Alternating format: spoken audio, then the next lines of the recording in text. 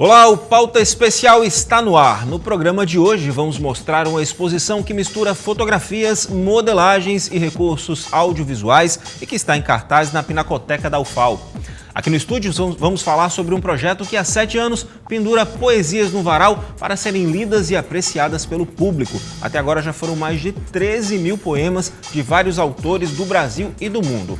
Também vamos falar sobre o projeto de lei Escola Livre, que diz que o professor deve ser neutro em sala de aula no que se refere a política, ideologia e religião.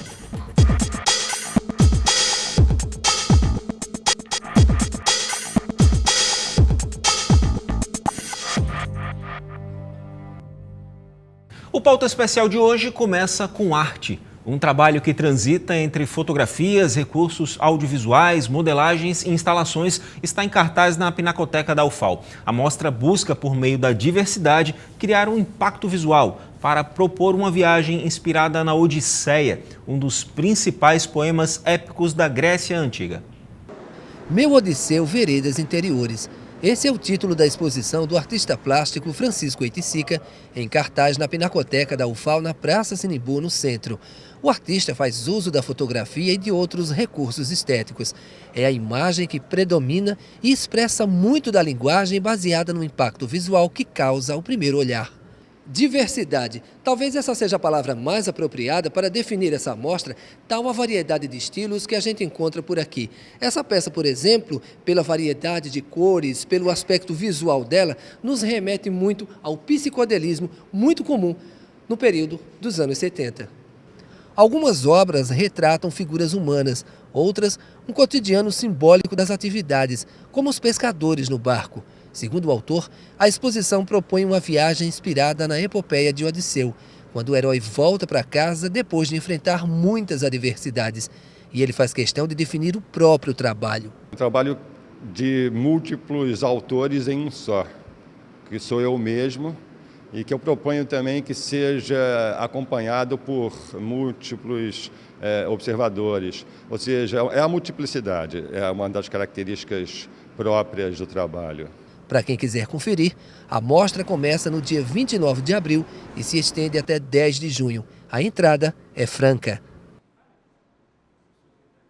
Em cada edição, 100 poemas são pendurados no varal para serem declamados pelo público. É o Papel no Varal que completa 7 anos de existência. Até agora já foram mais de 13 mil feitos por poetas de todo o Brasil e de várias partes do mundo. O Ricardo Cabuz, que é o criador do projeto, está aqui comigo no estúdio. Ricardo, seja muito bem-vindo ao nosso programa. Bom, são 7 anos já de projeto, né? Mas como é que isso surgiu? Como é que de repente você teve a ideia, vamos lá pendurar poemas no varal? Na verdade a história, como já tem muito tempo, cada vez começa a ter novas versões. Mas na verdade o início foi uma brincadeira que eu queria criar um lugar, um evento para me divertir. Foi um pouco egoísta, aquela coisa do tipo, vamos reunir os amigos que gostavam de poesia, chama os amigos que gostam dos amigos, e vamos fazer um negócio ali. E a gente pendura os poemas, eu faço a seleção e penduro lá para não ter trabalho de ninguém levar, eu faço a seleção, eu só sei que deu certo, né? A gente fez, todo mundo aí divulgou, e teve muita gente, e aí cada vez mais gente, e virou uma coisa que é isso que a gente tem hoje, 7 anos. Né? Foi aumentando, até chegar um ponto que diz, não, vamos devagar, que não pode ser assim, né? Bacana, isso foi um egoísmo aí, mas que cresceu, deu frutos e agora completa-se 7 anos de evento. Pois é, não, é uma coisa que assim, para mim, surpreendente positivamente, né? Que tem surpresas boas e ruins. É uma surpresa muito boa. Em inglês tem um nome chamado serendipity para isso, que é uma expressão que é surpresa boa. No português essa palavra é muito pouco usada. Que é uma coisa assim, que você não espera e acontece. O Papel no Varal, para mim, foi algo desse tipo. Porque você consegue hoje, sabe, todo canto que lida com literatura, as pessoas conhecem e gostam. E mesmo quem não vai, tem gente que nunca foi, mas apoia.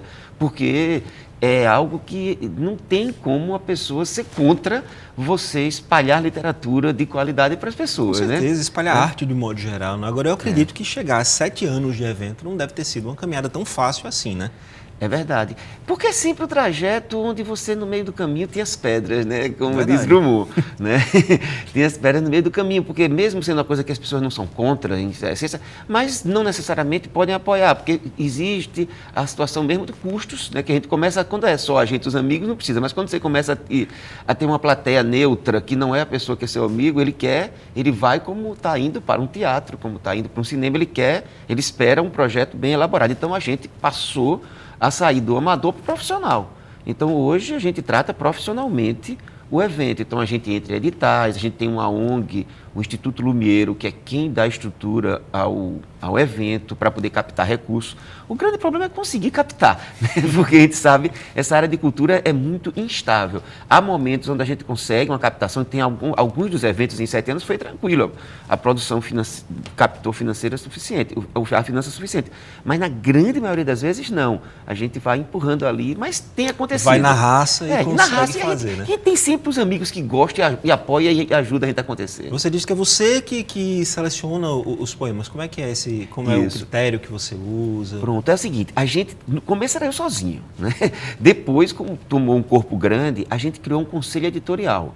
Então, amigos meus, professores da universidade, da área de literatura, Roberto Sarmento, Vera Romariz e vários outros colegas, eles passaram a nos ajudar a fazer aquela triagem do que é possível ou não para ir para o varal. Entendi. Então, a gente tem classificados, né, mais de 13 mil poemas. E na hora do evento são 100. Então, eu seleciono, a partir desses poemas classificados, a gente faz de acordo e dá o toque. Aí, quando é um evento temático, quando é um evento... Então, a gente tem todo um sistema de triagem ali que vai encaixando de acordo. O pessoal chama de curadoria. Hoje tem esse nome bonito, né, para as coisas. Hoje é uma curadoria. Né? Pois é, agora, qual é a origem do poema? A gente tem poema aqui alagoano, tem do Brasil, tem de autores de fora. Como é que se dá isso? Exatamente. Um dos critérios que eu uso é o seguinte, o lema é poesia de todo canto, poesia para todo mundo. Bacana. Então, a gente bota no mesmo varal um poeta novo, de uma jovem de 20, 18 anos, que faz poesia de qualidade, junto de Jorge de Lima, junto de Charles Bukowski, junto de Emily Dickinson, de Drummond. Então, sempre nós colocamos uma mistura extremamente eclética. É uma característica. Então, sempre há poetas de todos os lugares, assim, claro, não todos exatamente, mas a gente espalha geograficamente para não ter uma coisa, mas sempre garantimos uma cota de alagoanos, brasileiros e estrangeiros, brasileiros não alagoanos, né? Claro. Né? Então, a gente faz uma cota de maneira que a gente distribui poetas jovens, poetas mais antigos, poetas já mortos.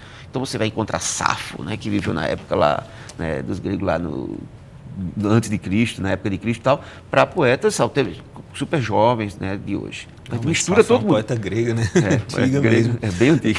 É interessante porque acaba se tornando uma vitrine, né? Tanto para a poesia quanto para os poetas. E aí, de repente, podem surgir novos poetas. Daí, uma pessoa que está começando a escrever, como é que ela consegue chegar e dizer, Ricardo, eu queria essa poesia aqui para botar no varal? Como é que é esse processo? Justamente, a gente tem esse conselho editorial. A pessoa manda para o e-mail do projeto, né, que é o contato@lumeiro, com 2s.org, e a pessoa manda, e a gente manda para o conselho editorial e o pessoal dá uma avaliação do poema. Não necessariamente o poema vai para o varal. Às vezes a pessoa manda um poema, para mim está muito verde ainda, mas a pessoa recebe uma crítica de uma pessoa profissional. Recebe um retorno. Um retorno, uma crítica do ponto de vista da literatura, né? Dizendo... Então, geralmente, as pessoas gostam. Lógico, tem pessoas que têm aquela expectativa de que, né, brigou com a namorada, fez aquele poema que achou que é lindo, ou que está apaixonado, e esse tipo de poema realmente a gente não pendura, porque são poemas que, assim, não é que não sejam poemas, mas não é o que a gente espera trabalhar no varal. Entendi, tem que chegar num padrão, um padrão, tem um padrão de qualidade que a gente estabelece como mínimo, que na verdade é estabelecido por esse conselho. Eu mesmo já tirei o meu dessa função. Eu faço a parte da curadoria para o evento, né? Aí você falou o seguinte, o evento ele é temático, né? Ele pode ser temático ou eclético, ou tudo misturado. Não é um evento também fixo. Como é que funciona isso? Muda de lugar, muda de tema? Explica essa dinâmica aí. Ele é eclético na seleção e na seleção dos lugares também. Então a gente começou num barzinho, os barzinhos que abrissem a gente faria. Depois fizemos em teatro, museus, quer dizer, os lugares que tiverem condição de acolher o formato da gente, a gente leva. né? Não tem critério de restrição a isso, contanto que o ambiente seja favorável a um lugar onde as pessoas possam se divertir, que o varal possa ser pendurado, né? E as pessoas tenham um ambiente para ler. E a dinâmica do evento em si? Você falou assim, que as pessoas agora estão indo como se fosse a um teatro, algo do tipo. Existe uma apresentação formal desses poemas ou simplesmente as pessoas vão lá, circulam no varal e leem o que querem ler? Ou existe uma pessoa que vai declamar para todos? Como é que funciona essa dinâmica?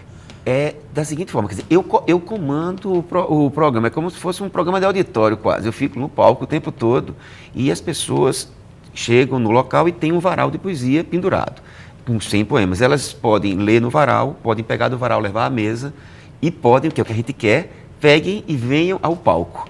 O grande segredo aí é o palco, e a gente consegue que as pessoas que nunca leram poesia em público venham ao palco e sejam artistas por 1 minuto. Cria um formato de sarau aí, né? É um formato de sarau. Na verdade é um sarau, sem dúvida alguma, só que é uma espécie de karaokê. Se você quiser também, que a pessoa vai, em vez de cantar, vai ler poesia. Bacana, né? Isso. Tem uma coisa assim, é muito lúdico, é muito lúdico. E o público, Ricardo? Você começou com amigos e agora o público está grande. Qual é a média de pessoas? E o mais importante, você percebe interesse das pessoas em poema? Sem dúvida. Uma modalidade que anda meio esquecida, né? Não é verdade, mas aí que está.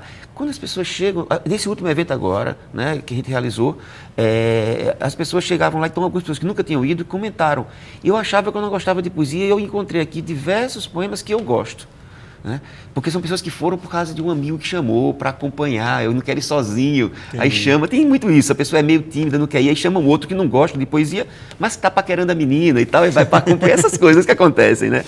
Bom, então para a gente finalizar esse bate-papo, quais são os planos agora para o futuro do projeto, para os próximos 7 anos, de repente, 14, 21, não sei?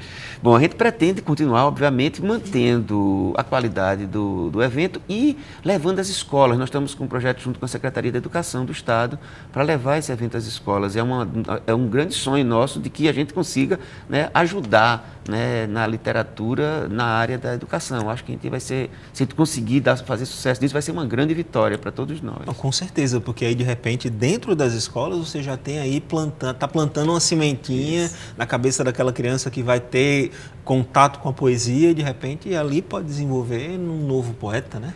Se a gente conseguir que cada um carregue um poema com ele, já está uma grande vitória, né? Ok, então. Bom, Ricardo Cabuz, parabéns pelo projeto, que venham mais 7, mais 14 anos aí e muito obrigado pela sua presença aqui no nosso programa. Obrigado a você. Bom, no próximo bloco a gente fala sobre o projeto de lei Escola Livre, que diz que o professor deve ser neutro em sala de aula no que se refere à política, ideologia e religião.